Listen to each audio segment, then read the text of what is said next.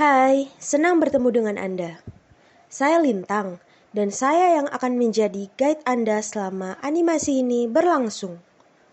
Sebelumnya perkenalkan, kami dari kelompok 7 yang beranggotakan Ahmad Hairul Falah, Edric Farel, Lintang Aprilia, dan Muhammad Ridlo Febrio. Di sini, kami akan menjelaskan tentang bagaimana keselamatan dan kesehatan kerja dalam bidang listrik berlangsung. Yang pertama, kita akan membahas tentang definisi K3.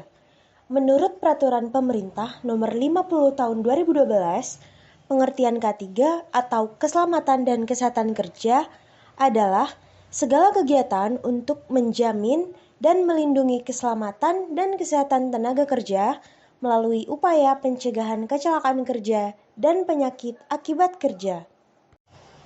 Lalu, apa saja sih resiko mahasiswa ataupun pekerja pada bidang listrik?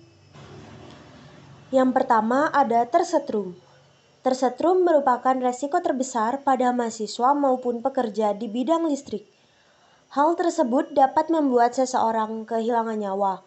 Tentu saja bahaya ini dapat terjadi akibat kurangnya kewaspadaan dan minimnya pengetahuan pekerja saat melakukan prosedur kerja, sehingga menyebabkan prosedur kerja yang belum aman.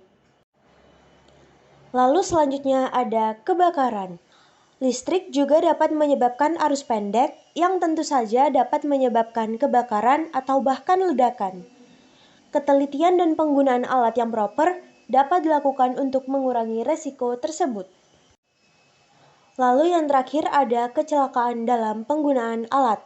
Seseorang yang menggauli bidang listrik juga menggunakan alat berat pada suatu kondisi tertentu.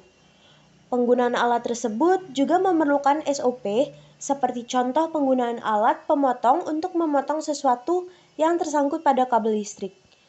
Contoh lainnya adalah dalam membuat komponen kelistrikan yang tentu menggunakan alat yang memerlukan SOP. Lantas apa saja sih peralatan keselamatan yang digunakan mahasiswa maupun pekerja pada bidang listrik? Peralatan yang pertama ada sarung tangan isolasi karet dan pelindung kulit untuk melindungi tangan dan lengan. Lalu yang kedua ada lengan isolasi karet untuk melindungi lengan dan bahu. Yang ketiga ada pakaian tahan api atau fire resistant untuk melindungi tubuh dari arc flash. Lalu yang keempat ada hood untuk melindungi kepala terhadap arc flash. Yang kelima ada topi keras untuk melindungi kepala dari celana pendek listrik dan menabrak atau terkena benda bahaya lainnya.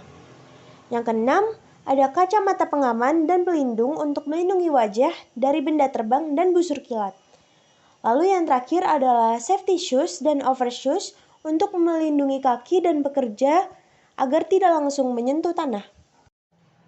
Nah, itu tadi bagaimana keselamatan dan kesehatan kerja dalam bidang listrik berlangsung. Kami harap teman-teman sekalian bisa mengerti apa saja yang telah kami jelaskan. Terima kasih.